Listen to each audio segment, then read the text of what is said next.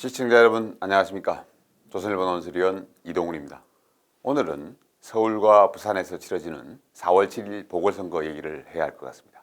어제 박원순 시장 피해자가 기자회견을 가졌습니다. 저는 기자회견을 보면서 오죽했으면 성추행 피해자가 직접 기자들 앞에 섰을까 이런 생각이 들었습니다. 검은색 옷을 입고 나온 피해자는 이렇게 말했습니다. 박원순 시장이 세상을 떠난 뒤에도 잘못을 인정하지 않는 사람들이 저를 지속적으로 괴롭게 한다. 가해자와 피해자가 바뀌었다. 이렇게 말하면서 울먹였다고 합니다. 피해자 어머니 얘기가 보도된 적이 있습니다. 대성통곡을 하고 싶지만 딸 앞에서는 절대 내색하지 못한다. 내가 힘들다고 하면 같이 죽자고 하기 때문이다. 그동안 피해자의 신경이 어땠는지 어머니의 말이 잘 드러내고 있다고 생각합니다. 왜 이번 보궐선거가 만들어졌는지 다시 돌아봐야 할 것 같습니다. 작년 4월 총선 직후에 오거돈 부산시장이 성추행 사실을 밝히고 사퇴합니다. 7월엔 박원순 시장이 극단적 선택을 하는데 부하 직원 성추행이 있었다는 사실이 밝혀집니다. 한국의 첫째, 둘째 도시시장이 여성에게 성범죄를 저지른 뒤에 목숨을 끊거나 사퇴한 겁니다. 그래서 이번에 동시에 보궐선거를 치르는 것입니다. 그런데 말입니다. 서울의 경우에 여권은 성추행으로 단일화까지 됐습니다. 더불어민주당 박영선, 열린민주당 김진애 단일화를 말하는 게 아닙니다. 정의당이 당대표 성추행 사건 탓에 4월 선거 출마를 포기한 걸 얘기하는 겁니다. 정의당 대표의 성추행이 없었으면 정의당은 반드시 후보를 냈을 겁니다. 민주당 표를 깎아 먹었을 겁니다. 성추행 선거인데 성추행으로 단일화까지 이루어진 셈입니다. 만약에 다른 나라에 세상에 이런 일이 같은 TV 프로그램이 있다면 이번 한국의 성추행 선거를 반드시 한번 다루지 않을까 싶습니다. 이번 선거를 만든 장본인은 민주당입니다. 문재인 대통령은 이런 일이 생기면 후보를 내지 않겠다는 민주당 당헌을 만든 사람입니다. 2015년 경남 고성군수 재선거가 있었습니다. 당시 새누리당 소속 군수의 선거법 위반으로 재선거가 치러졌습니다. 문재인 대표는 고성을 찾아 이렇게 말합니다. 이번 선거는 새누리당 전임 군수가 선거법 위반으로 당선 무효가 되는 바람에 치러지는 선거입니다. 그랬으면 새누리당이 책임져야 하는 것 아닙니까? 어떻게 책임집니까? 후보 내지 말아야죠. 문 대통령은 실제로 당의 귀책 사유가 있는 재보선에는 후보를 내지 않는다는 당헌도 만들었습니다. 바로 이번 보궐선거 같은 경우입니다. 그리고는 대단한 정치 계획이라고 선전했습니다. 그런데 이번 선거를 앞두고는 당원 투표란 걸 해가지고 그 당헌을 폐기합니다.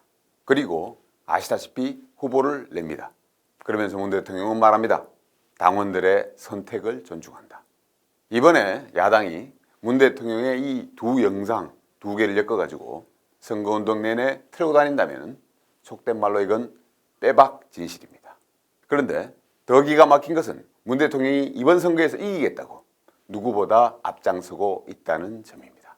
여당 대표 장관들을 데리고 부산을 찾았습니다. 가덕도를 보니 가슴이 뛴다고 했습니다. 민주당 부산시당이 가덕도 신공항 건설을 주요 공약이라고 발표한 다음 날입니다. 28조 원짜리 선거운동이란 걸 누가 모르겠습니까?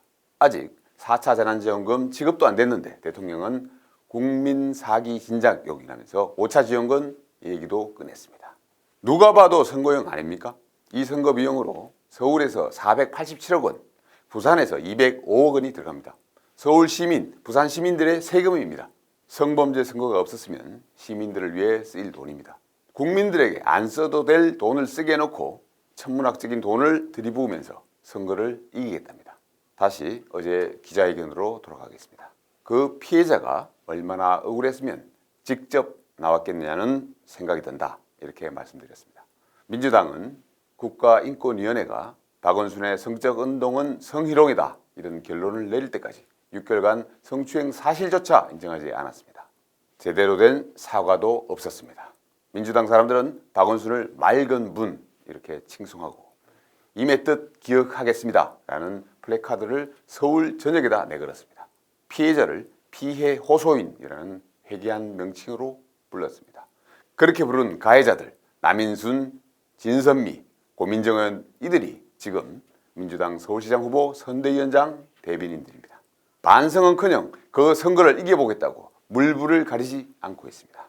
친문 네티즌들은 피해자에게 창녀, 꽃뱀, 가해자라고 합니다. 친여매체 오마이뉴스 기자는 새롭게 밝히는 박원순 사건의 진상 이런 책까지 낸답니다. 홍보 문구가 이렇습니다. 상상도 못할 충격증은 이어지는 반전. 이 기자는 박원순 시장의 한을 풀어줄 필요가 있다고 했답니다. 관련자 50명을 인터뷰했는데 박 시장을 일방 홍보하는 내용이 많다고 합니다. 책이 나오면 제가 읽어보고 정확히 판단하겠습니다. 오늘 인권위의 박 시장 사건 조사 결정문이 공개가 됐습니다. 이런 부분이 있습니다. 박 시장이 결혼하려면 여자는 성행위를 잘해야 된다. 이런 메시지를 피해자에게 보냈다고 합니다. 피해자가 박 시장으로부터 집에 혼자 있어 나 별거 중이야 라는 메시지도 받았다고 합니다. 경찰이 제대로 수사를 하지 않아서 인권위 조사만으로는 한계가 있었을 겁니다. 하지만 여러 정황을 가지고 시청자 여러분께서 진실 여부를 판단해 주십시오. 잘못한 사람들이 오히려 고개를 쳐들고 화를 내는 세상. 가해자는 으르렁대고 피해자는 숨죽이는 세상. 우리나라가 지금 그런 나라입니까?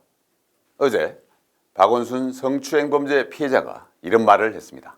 민주당이 이번 선거에서 승리한다면 그 이상으로 피해자를 짓밟는 일은 없을 것입니다.